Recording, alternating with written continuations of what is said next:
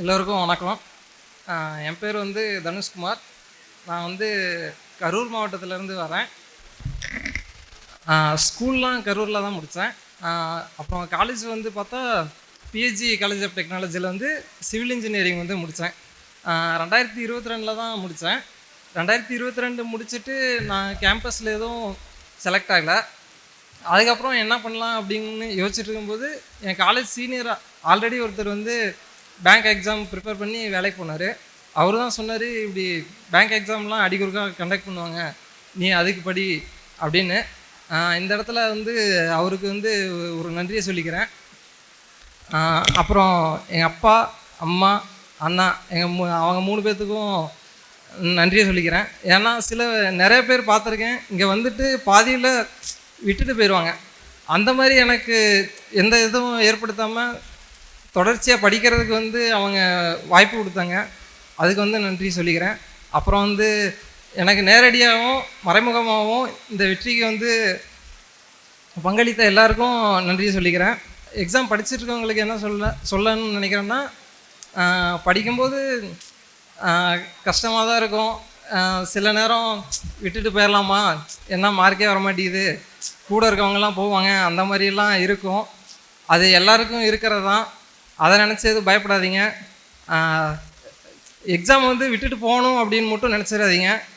கொஞ்சம் வேணால் தள்ளி போகலாம், கண்டிப்பாக கிடச்சிரும். அதுதான் உங்களுக்கு சொல்லணும். அப்புறம் வந்து இன்னொன்று சொல்லணும். நான் வந்து தமிழ் மீடியத்துலேருந்து தான் வந்தேன். +2 வரைக்கும் தமிழ் மீடியம். அப்புறம் வந்து காலேஜ் மட்டும்தான் இங்கிலீஷு. அதுவும் ஃபஸ்ட்டு போய் 1.5 வருஷம் தான் ரெகுலர் கிளாஸ் இருந்துச்சு. அப்புறம் வந்து ஆன்லைன் தான். அதெல்லாம் சரியாக படிக்கலை, இது பண்ணல. இப்படி டிகிரி மட்டும் முடிச்சிட்டேன். இங்கிலீஷ் வந்து ஸ்கூல் வரைக்கும் என்ன படித்தனோ அதே தான்.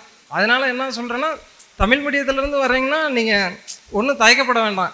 இப்போ போயிட்டு பேங்க்னா எல்லாம் இங்கிலீஷாக இருக்கும் அப்படின்னு நீங்கள் எதுவும் தயக்கப்பட வேண்டாம். நீங்கள் தமிழ் மீடியமாக இருந்தாலும் வரலாம், அதை வந்து சொல்லிக்கிறேன். அப்புறம் வந்து என்னென்னா, உங்களை கூட இருக்கவங்க எப்போயுமே மோட்டிவேட் பண்ணுவாங்கன்னு எதிர்பார்க்க வேண்டாம். சில சமயம் அவங்களும் ஏதாச்சும் முகம் சொல்லிக்கலாம், என்ன வேணாலும் பண்ணலாம். எனக்கு வந்து நான் என்னை மோட்டிவேட் பண்ணுற ஒரு விஷயம் என்னென்னா, கிரிக்கெட்டு தான் என்னை மோட்டிவேட் பண்ணும். நான் கிரிக்கெட்டை வந்து பெருசாக நிறையா ஃபாலோ பண்ணுவேன். வாரம் இங்கேயும் கூட வாரம் ஞாயிற்றுக்கிழமை விளையாட போயிடுவேன். கிரிக்கெட் வந்து காலையில் ஒரு 3 மணி நேரம் கொடுத்துருவேன். ஞாயிற்றுக்கிழமையானா 3 மணி நேரம் அது கொடுத்துருவேன். என்னை யாரும் மோட்டிவேட் பண்ணாத சமயம் கூட என்னை கிரிக்கெட் தான் மோட்டிவேட் பண்ணுச்சு. நிறையா ஃபுல்லாக எல்லா மேட்ச்சும் பார்ப்பேன், ஒரு மேட்ச் விடாமல் பார்ப்பேன். வீட்டில் இருந்தாலும் சரி, இங்கே இருந்தாலும் சரி, அதையும் பார்ப்பேன், படிக்கிறதும் செய்வேன், எல்லாமே பண்ணுவேன். அதுக்கப்புறம் கிரிக்கெட் பார்க்க எனக்கு புரிய ஆரம்பிச்சிது. இப்போ நம்ம ப்ரிலிம்ஸ் எழுதுகிறோம்னா அது ஒரு T20 மேட்ச் மாதிரி தடாபடியாக அடிப்பாங்க. அது மாதிரி தான் நம்ம ஸ்பீடு போடணும், இது பண்ணணும். அந்த மாதிரி இப்போ நம்ம மெயின்ஸ் எடுத்துக்கிட்டோன்னா ஒரு ODI மேட்ச் மாதிரி. ஃபஸ்ட்டு வந்து செட்டில் ஆகணும், போய் சூஸ் பண்ண தெரியணும், எந்த கொஸ்டின் எடுக்கணும், எப்படி போகணும் அப்படின்னு சூஸ் பண்ண தெரியணும். அப்படி தான் நான் கிரிக்கெட்டை வந்து ரொம்ப கனெக்ட் பண்ணிக்கிட்டேன். எனக்கு கூட இருக்கவங்க கூட நினைப்பாங்க, என்னடா வாரம் ஆனால் விளையாட போயிடுறான் அப்படின்லாம் நினைப்பாங்க. அப்புறம் வந்து வாழ்க்கை வந்து டெஸ்ட் கிரிக்கெட்டு, அது பெரிய ஒரு இன்னிங்ஸு. அதில் ஒரு சின்ன பாட்டு தான் இது. இந்த வேலை இதெல்லாம் ஒவ்வொரு பாட்டு தான். ஸோ அதனால் உங்களுக்கு வந்து இப்போ எனக்கு கிரிக்கெட் பிடிச்ச மாதிரி உங்களுக்கு வந்து ஒவ்வொன்றும் பிடிக்கும். சில பேருக்கு சினிமா பிடிக்கும், சில பேருக்கு புக்கு படிக்கிறது பிடிக்கும். அந்த மாதிரி ஒவ்வொருத்தங்களுக்கும் ஒவ்வொன்றும் பிடிக்கும். அதை உங்களுக்கு கனெக்ட் பண்ணிக்கோங்க உங்கள் கூட, அதுதான் சொல்லுவேன். அப்புறம் வந்து என் கூட சுற்றுவோம். அவனுக்கு வந்து கிளியர் ஆகாமல் போயிடுச்சு. நானும் அவனும் தான் காலையில். ஆனால் நாங்கள் 2 பேரும் தான் எப்போயுமே ஒன்றா தான் சுற்றிட்டு இருப்போம். நிறைய பேருக்கு தெரியும், எங்கே போனாலும் ஒன்றா தான் சுற்றுவோம்.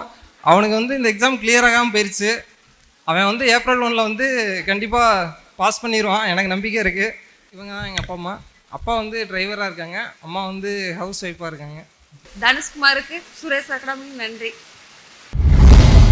சுரேஷ் IAS அகாடமி, வெற்றியின் முகவரி.